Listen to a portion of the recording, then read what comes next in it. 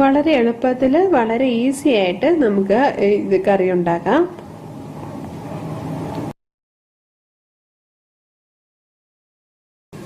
Super മാർക്കറ്റുകളിലും shopping മോളുകളിലും ഒക്കെ നമുക്ക് baby corn ഇപ്പോൾ അവൈലബിൾ ആണ്.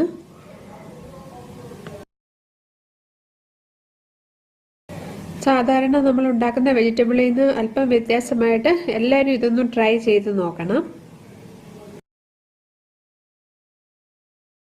എൻ്റെ വീഡിയോസ് ആദ്യമായിട്ട് കാണുന്നവരാണെങ്കിൽ സബ്സ്ക്രൈബ് ചെയ്യണം.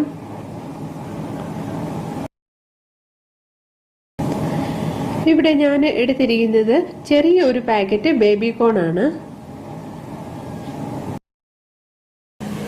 നന്നായിട്ട് കഴുകിയ ശേഷം നമുക്കിതൊന്ന് കട്ട് ചെയ്തെടുക്കാം.